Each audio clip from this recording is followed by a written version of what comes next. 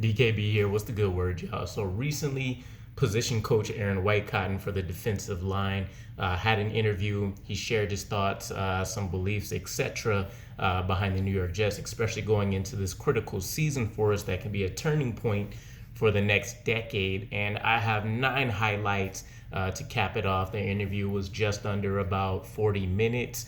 So there's a lot to pull from outside of just his experience and background. So the first few things would essentially be his thoughts regarding the position in general, as well as moving forward, right? So one of the things that I love to hear, which explains why we have, a ridiculous amount of depth, a ridiculous amount of players that are battling for very few positions on the defensive line. And essentially he believes that he should have 8 starters. So for one, this speaks of a few things for me. 8 is the minimal number of players that we're looking to carry. This essentially swaps out a 1-for-1 player when we're talking about a rotation. Obviously we might want a few more in there, which is why we're considering most likely somewhere in that 10 to 11 range, but for sure at least 8 starters. We know guaranteed, based off what he said, 8 players are going to be getting significant reps in some form or fashion. And I love to hear it. And it definitely explains, again, I talked about before, we have position battles all the way down to number 9, number 10.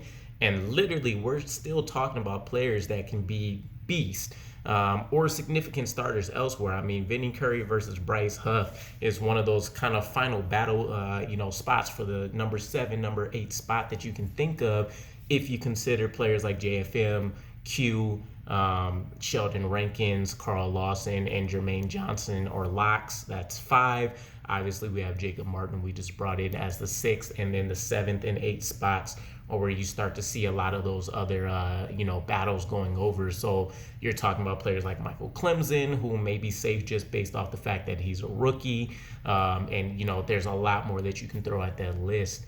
The second thing would be kind of his philosophy heading into a second year in the system, where a lot of things, minus the influx of players that are coming in, has stayed the same. And that would be the fact that we're obviously going a second year into the same system. The first year was more so about teaching the mental aspect, the approach and, drive that they want them to take in, technique, hand placement, things like that. Really building that foundation that they can say the players have an understanding of. This second year is going to be more so about, as Salah likes to mention, the 301 and 501 classes, more so elite hand placement, wrinkles that they may want to throw in terms of this attacking defense. And that was really the highlight of a lot of what Aaron Whitecotton was speaking of. We're an attacking defense. We're not read and react. We're not playing on the offense's terms. We want to go out there. We want to force the issue. It's definitely a huge change of pace because, a lot of the great defense we've seen in the past, Todd Bowles, Rex Ryan, those were guys where we had more linebacker play that was important rather than what was happening up front necessarily. And this is definitely a huge shift in what that philosophy looks like for us. A huge portion of what they talked about, though, were some of the key players that are going to be coming in for us this year.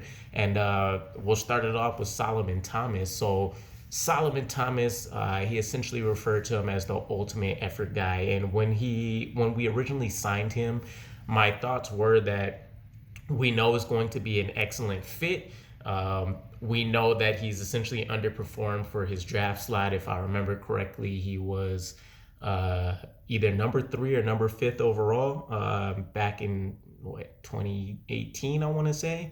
So he's underperformed definitely where his draft slot is, but everywhere he's gone, I've heard the same kind of reviews. People can't say enough that he's literally all gas, no brakes. He fits the model to the T. He tries to do all of the things right, and he does have this blend that you generally aren't going to find of the size, the skill, and the mentality, and combining all 3 of those things. So maybe it's just that things haven't clicked in terms of production wise for him, but when you're talking about the mentality, the culture side of things, he's the perfect fit to really install in his defense. And for guys to see, just like Carl Lawson, here's what you need to at least imitate bare minimum wise in order for, to represent yourself as a Jet with what we're building out here on the East Coast.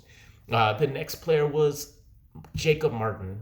Essentially, we signed him and we understand he was kind of utilized as a linebacker. He's also coming from this 3-4 defense, but if you turn on the tape, you see that he definitely has this attacking mentality, not necessarily read and react, but he was willing to go out there and make the plays, which is why we've seen some pretty fantastic stats for a rotation player, not necessarily a starter.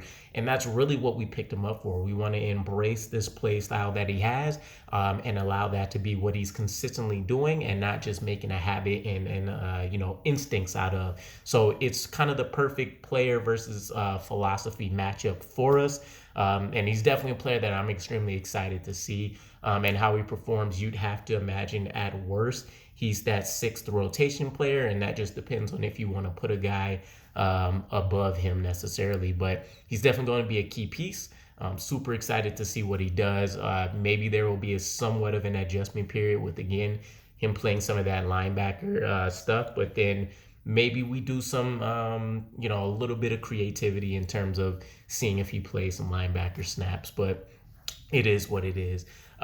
Thirdly, we had our own Jermaine Johnson, and essentially one of the key traits, and we heard Ulbrich talk about this as well, the instincts and the hand placement for the position. Ulbrich mentioned as much that Jermaine Johnson, he would say, is one of the more advanced rookies coming in terms of understanding the position, having the mentality to want to learn and pick up and kind of not waiting just for the coaches, but diving into his own development as well, through tape study. And so it aligns exactly with what Ulbrich says, what Aaron Whitecotton is saying, what he's demonstrating through practices. I think what everybody's going to wait and see is for these padded practices. And we know that he should excel right away in the run game. What we're waiting for is to see kind of how that pass rushing skill is going to develop. Me personally, I've said it before, I wasn't a guy that necessarily seen him in the top 10 for us. I thought it could definitely happen. But picking him up at 26, I'm much more comfortable because a lot of the tape study that I've seen and guys that I kind of refer to when I'm checking out who can go where and things like that. And you can see it on tape, even if you're not a guy that's necessarily skilled in seeing, what qualifies somebody as a top tier pick versus, an undrafted free agent. It was the stutter steps. It was some of the wasted movements, sometimes not really having a plan and more so feeling like he's playing a run versus a pass. So maybe not fully understanding, the down and distance, or maybe how the offense may be planning on attacking them. There's always a little bit of a chess match there. But I trust the coaches with anything essentially at this point in time. They have the experience and time built in. So hearing that Jermaine Johnson is one of the rookies and, Ulbrich and Soller guys that have a lot of years in the league, it definitely builds a lot more comfort for me saying that he might be able to contribute right away in a significant fashion for us. Obviously, I'm expecting above average to elite run defense, but he's a guy that might be able to contribute 6, 7, 8 sacks right out the gate as well. And then when Michael Clemons, it was a very easy conversation. Everything boiled down to, we love his violence. We did the tape study and kind of the breakdown of the highlight stuff. Again, I referred to a lot of guys that I've seen breaking it down, and you see it on film. Michael Clemons, absolute beast. We've heard him in the interviews. He flips a switch on when he's on the field. One of the things I loved was Whitecotton said is more so us having to turn him down at times if we're talking like just walk through sessions and things like that, rather than having to kind of gas him up a little bit. So you love to hear it. Michael Clemons, at this point, I'm still expecting to make the 53-man roster. And I don't want to say just because he's a rookie, but because he's an older guy, he has the mentality. We see the violence. He's embracing everything that the New York Jets want to be. I think he finds a way to make contributions early on and make sure that he's in this rotation. And then finally, Carl Lawson was one of the final players that was talked about. And again, it was kind of in the mode of Solomon Thomas because we haven't necessarily seen him in game form, right? But we've seen the practices. We've seen all of the crazy tapes. He just dropped one of his workout videos where he's, absolutely obliterating a guy coming off the line. And he looks better than ever. And it's one of the things he highlighted. the internal drive that Carl Lawson has to just improve whenever, wherever, 24/7.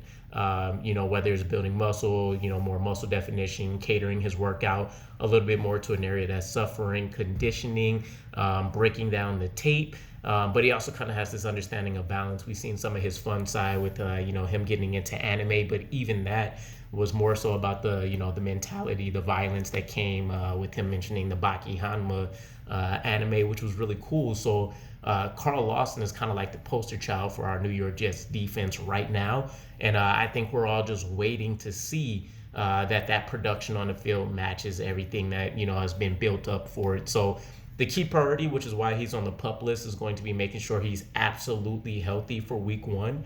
We don't want anything to impact that timeline, but he's definitely going to be getting some kind of work during this offseason, especially with us having these joint practices. So there's a lot to look forward to. And then with JFM, it was the only, and this wasn't player evaluation, but it was the only player comments that kind of raised a little bit of an eyebrow for me, because it all boiled down to Aaron Whitecotton saying essentially he's looking for more out of JFM. Some of the things he highlighted for what contributed to that as the main issue would be the lack of maybe rotating him out. We heard the comments from Obik about kind of the 70-30 split, or being capped to about 30 to 35 plays per game, and that got clarified by Salah later on. But he highlighted certain games where JFM was playing 50 to 55 snaps, and even builds a little bit of context around it into how hard it is for a player to actually keep that up when you're talking about having to set the edge on certain plays, then come back inside to go outside and try to rush the pass, and things like that. So it definitely made a lot of sense, but considering how high everybody else has spoken to JFM and his potential being through the roof, and even when he talked about Q having a big field day, it was more so in kind of a cautious tone almost, whereas in JFM it kind of seemed like a direct statement. We're looking for more, and we're going to make sure he gets put in the right positions in order to do that. So it was interesting. I'll definitely link the video back into the description for you guys as well, so you can check it out if you haven't already. But those were the 9 highlights. Again, it was mostly about the players, but kind of hearing a bit about this philosophy for the defense and this attacking front and what that means for us versus maybe some other teams and some of the experiences they had was really awesome. All in all, I would say we should be very excited for this defensive line, if not the secondary. And I'm really interested to see if we get to hear from the position coach for the secondary, or just in general some specific commentary about that before preseason pops off, because that's the next deepest position on our roster, at least in terms of the cornerback position group itself. But if you watch the interview, or otherwise, if you're just going based off what I fed you guys today, let me know what your guys' thoughts are about the defensive line. There's a lot of ways we can take it. Who's going to be the most productive? Who may step up as a dark horse? Do we have an MVP on the line? Things like that. But I will catch up with you guys again. And as always, I appreciate all the support. Peace.